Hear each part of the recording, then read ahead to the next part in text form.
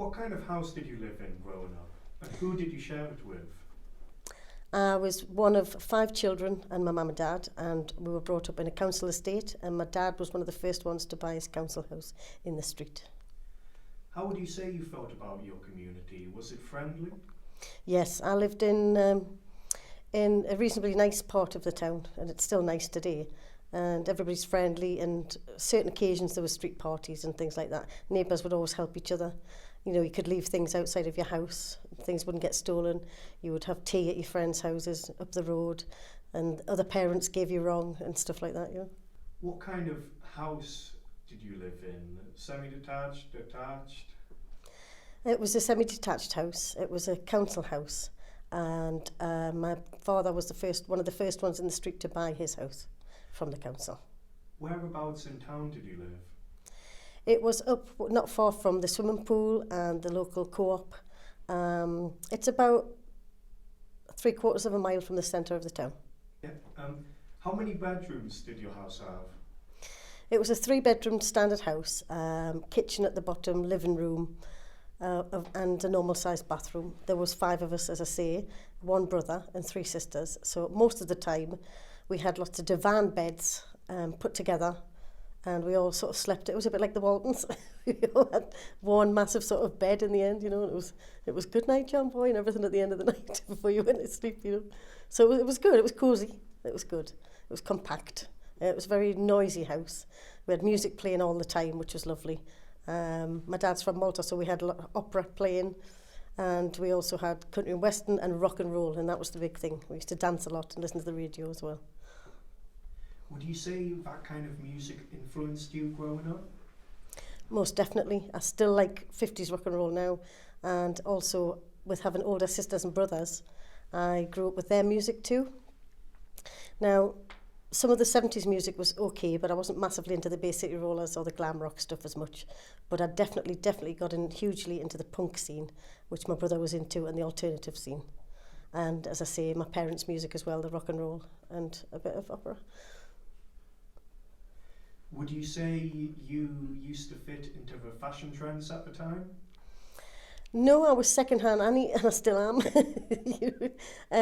There was jumble sales was a big thing when I was growing up. My mother used to take me with her, and I used to love finding things, you know, especially animal print stuff. Obviously, I didn't even know I was going to get into punk, but just all sorts of things. And I used to just make my own fashion, which a lot of people did in those days.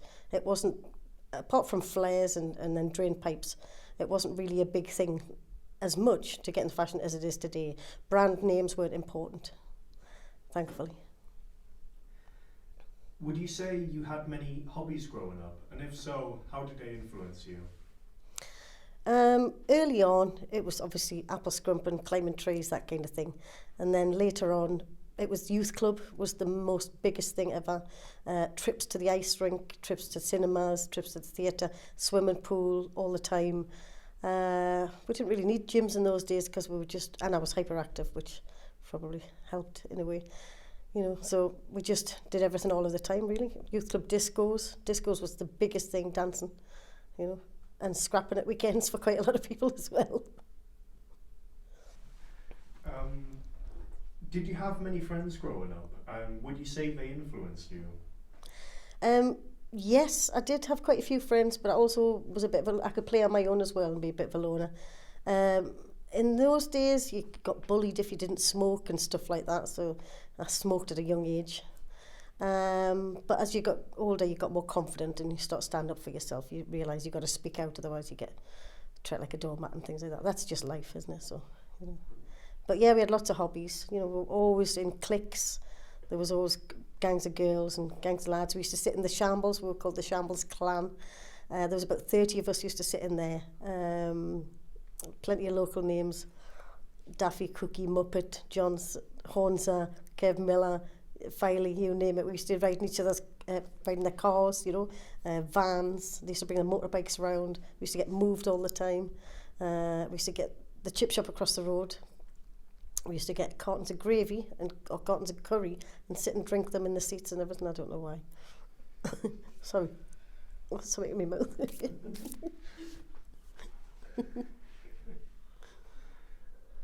Would you say social life has changed a lot compared to modern times as it was for you growing up? I would say in lots of ways, yes, definitely. Obviously, we didn't have the technology that there is today, the social media and stuff like that. So therefore, it was more social interaction, literally. You know, so there was more conversations on buses and trains and in the street. We used to say hello to people all the time.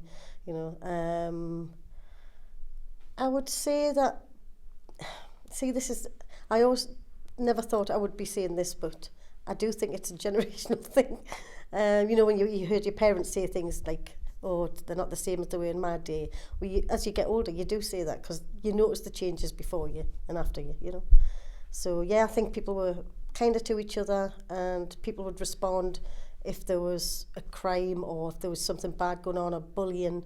You know, these days a lot of people would either avoid it or get their phone out and start videoing it. You know, and that's a bit of a sad fact.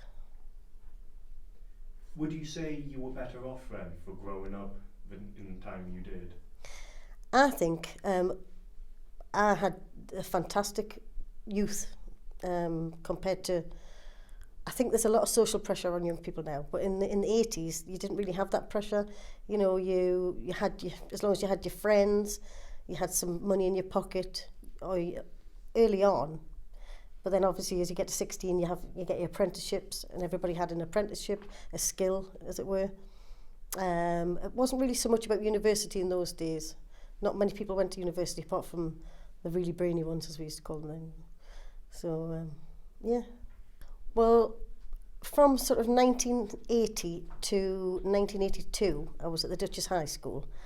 There was a lot of people that still were punks and dressed alternatively in that, and that was quite a big influence. And also the mods, there was a big mod revival in the 80s, and then two-tone, which was my main sort of bit. I got massively into that. The clothes, you know, Dr. Martens, Diddy Docks, you know, you had your bondage trousers, shirts with slashes in and safety pins, dyed hair, of course, thick black eyeliner, and we had burgundy eyeshadow and burgundy lipstick, a bit like Susie and the Banshees. She was actually classed as a goth now, but she was an early punk, and she was really good. And you had people like the Specials, the Beat, Madness. There was some fantastic bands. Selector, Pauline Black was probably one of the few female lead vocals. I had the pleasure to meet her and a few other people as well. But that's another story. So, yeah. Punk clothing, excuse me. Punk clothing it wasn't just clothing, and it wasn't just about the music, about the Sex Pistols and the Clash and people like that. It was about the attitude as well. Everybody, is this an 18 or is it a... Whatever you want to say, whatever you want. People were pissed off with life, basically, with being tret, you know, with being boring in their lives before that. So it was a bit of a musical revolution and a bit of a social revolution as well. You know, I mean, there was obviously strikes and everything going on, left, right and centre. Politics, money wasn't so good for a while. But as the 80s progressed, it got way, way better. But it was a massive movement, the punk movement and the skinhead movement as well. To the point where even at football matches, anybody who wore a pair of Dr. Martens, they had to leave their Dr. Martens lined up outside on the walls, outside the walls, before they were allowed in, because they were called bother boots, which not many people know about these days. You know, so these days, Dr. Martens are as common as you like. Everybody wears them, you know. I've got about 15 different pairs of them. I've never given them up since I was about 16 years old. Baseball boots, obviously, as well. They were really, really cool to wear and really comfortable to wear. And they've never gone out of fashion. The leggings came out in the 1980s, which not everybody liked, but obviously I was a lot slimmer in those days. And we used to wear them. Crop tops as well. That was later on in the 80s when all the groove and the funk and the soul came in. That was a really cool time as well. We used to go to a club at Newcastle called the Mayfair, which was it was basically a rock club, but it was an alternative club. So you could wear just about anything you wanted there, which was brilliant because I loved dressing up, and everybody else did there as well. There was top hats, there was people with umbrellas, you know, there's walking sticks, there was people with loads and loads of piercings when piercings weren't very popular. Tattoos left, right and centre. I myself have got 3. I think I got my first one about 26 years ago, something like that. but they were from a local guy who did them in the house way before he became really good at tattooing. So, and I probably would only show you one of them, to be honest. Michael Jackson was huge in the 80s, of course. He was big in the 70s, but even bigger in the 80s. And I was lucky enough to get to see him 3 times in my life, in his life as well, I should say. And I've actually got, and I can show you later, the Dangerous album, part of the Dangerous album tattooed on my shoulder blade, which may be sad to some people, but I was such a big fan, and I still am. So, yeah, he was one of the best people I've ever seen live, best entertainer ever. He also has the world's biggest selling album. America, the Eagles was the biggest selling album in America, but Michael Jackson's Thriller was biggest worldwide, and still is.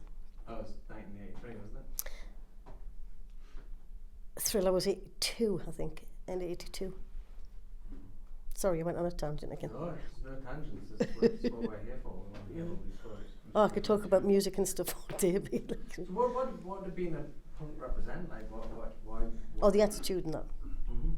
Well, people had a lot of anger because the music had been so cheesy in the 70s, and so had the fashions, and things became drab and dull, and people didn't want sort of false makeup and false hair. Cut that, because this is going to sound ironic now what I'm going to say next. Right. It was too nice, if you like, and people's attitudes, they're just, you know, I'm going to have to trying to think of my words first. Yeah, it was establishment. There was a lot of rules and regulations all the time that people were just fed up with. People didn't have as much money in the early 80s as they did later on in the 80s. So kids just wanted to get out, they wanted to get away from their old-fashioned parents, and they were just fed up, and they had all this energy and all this angst. And people used to make music in their garage, you know, at school. You know, there was no promotional companies now that just put you together and say you're going to look like this, you're going to sound like this, you're going to dance like this.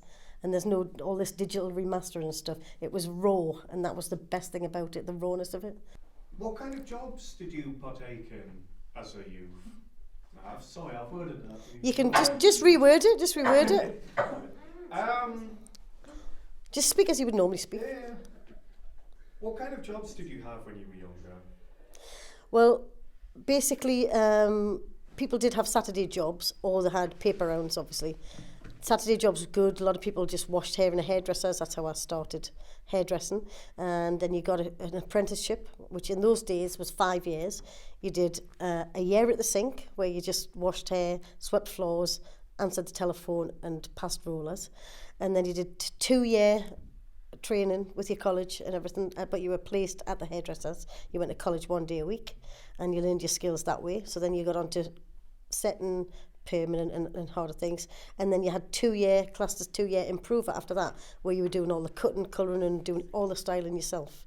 A lot of my friends were hairdressers or brickies or plumbers or plasterers, and a lot of other ones worked in supermarkets and shops as well, which I didn't want to do.